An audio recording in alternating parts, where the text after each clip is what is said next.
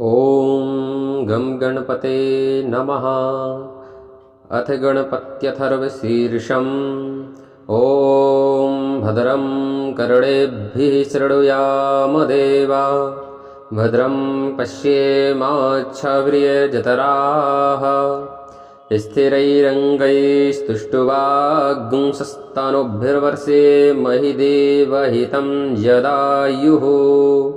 ॐ स्वस्ति न इन्द्रो बृहस्रवाः, स्वस्ति नः पूषा विश्ववेदाः, स्वस्ति नस्तार्क्ष्यो अरिष्टनेमिः, स्वस्ति नो बृहस्पतिर्दधातु। ॐ नमस्ते गणपतये, त्वमेव प्रत्यक्षं तत्त्वमसि, त्वमेव केवलं कर्तासि, त्वमेव केवलं धर्तासि, त्वमेव केवलं हर्तासि, त्वमेव सर्वं खल्विदं ब्रह्मासि, त्वं साक्षादात्मासि नित्यं।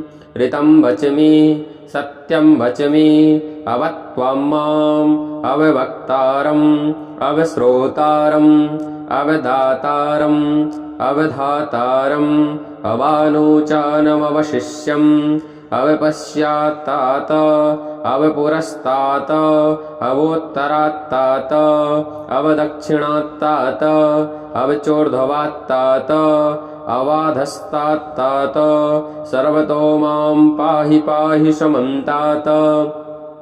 त्वं वाङ्मयस्त्वं चिन्मयः, त्वमानन्दमयस्त्वं ब्रह्ममयः, त्वं सच्चिदानन्दाद्वितीयोऽसि, त्वं प्रत्यक्षं ब्रह्मासि, त्वं ज्ञानमयो विज्ञानमयोऽसि। सर्वं जगदिदं तत्तो जायते, सर्वं जगदिदं तत्तिष्ठति, सर्वं जगदिदं त्वयि लयमेष्यति, सर्वं जगदिदं त्वयि प्रत्येति। त्वं भूमिरापो नलो निलो नवः, त्वं चत्वारि वाक्पदानि, त्वं गुणत्रयातीतः, त्वं कालत्रयातीतः, त्वं देहत्रयातीतः, त्वं मूलाधारस्थितोऽसि नित्यं, त्वं शक्तित्रयात्मकः, त्वां योगिनो ध्यायन्ति नित्यम्। अस्त्वं विष्णुस्त्वं रुद्रस्त्वं इन्द्रस्त्वं अग्निस्त्वं वायुस्त्वं सूर्यस्त्वं चन्द्रमास्त्वं ब्रह्मभूर्भुवस्वरो। गणादीन् पूर्वमुच्चार्य वर्णादिं तदनन्तरम् अनुस्वारः परतरः अर्धेन्दुलसितं तारेण रुद्धम् एतत्तव मनुष्यरूपम्। गकारः पूर्वरूपम्, अकारो मध्यमरूपम्, अनुस्वारश्चान्त्यरूपम्, बिन्दुरुत्तररूपम्, नादासन्धानम्, संहितासन्धिः।